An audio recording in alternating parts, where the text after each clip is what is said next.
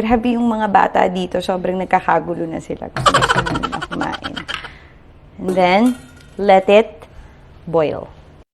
Okay, time check. It's been about 4 weeks. 15 minutes.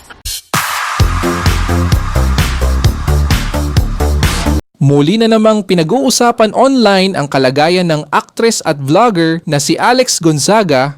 May magandang balita nga ba siyang ibabahagi? As of March 2026, kumakalat ang mga espekulasyon na posibleng buntis na si Alex Gonzaga. Ito ay matapos mapansin ng ilang netizens ang kanyang pagiging tahimik sa social media. Halos magtatatlong buwan na ang huling vlog ni Alex at ang umano'y hindi pa kumpirmadong senyales ng baby bump sa ilang lumabas na videos at larawan. Umani ng atensyon sa social media ang ilang video na ibinahagi ni Alex kasama ang kanyang pamangkin na si Seve at Polly Soriano. Agad itong napansin ng ilang netizens na nagsimulang magbigay ng kani-kanilang obserbasyon, lalo na umano sa tila baby bump na makikita sa naturang mga clip. Dahil dito, mabilis na kumalat ang espekulasyon na posibleng nagdadalang tao ang actress at content creator at inaasahan na nila ng kanyang asawa ang kanilang unang anak.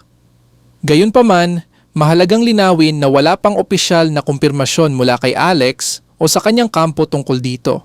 Nanatili pa rin itong isang haka-haka mula sa mga netizens. Matatandaang naging bukas si Alex sa kanyang pinagdaanang pagsubok pagdating sa pagbubuntis.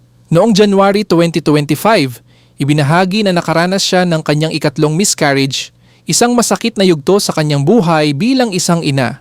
Bago pa nito, noong October 2021, nagsalita rin siya tungkol sa isang miscarriage na na-diagnose bilang blighted ovum. Bukod dito, ibinahagi rin ni Alex ang kanyang journey kasama ang asawang si Mikey Morada sa pagsubok ng in vitro fertilization o IVF bilang bahagi ng kanilang hangaring makabuo ng sariling pamilya. Sa kabila ng lahat, patuloy ang pagbuhos ng suporta mula sa kanyang mga tagahanga. Marami ang nagpapahayag ng kanilang panalangin at pag-unawa, lalo na kung pipiliin ni Alex na panatilihing pribado ang kanyang pinagdadaanan. Sa kabila ng kawalan ng kumpirmasyon, patuloy ang pagbuhos ng suporta mula sa kanyang mga tagahanga. Marami ang nagsabi na nauunawaan nila kung pipiliin ni Alex na panatilihing pribado ang ganitong usapin. May ilan pa nga na nagsabing okay lang kahit hindi siya magbahagi ng updates sa loob ng 9 na buwan, basta ang mahalaga ay matupad na ang matagal ng healing ng kanyang mga taga-suporta na magkaroon siya ng anak.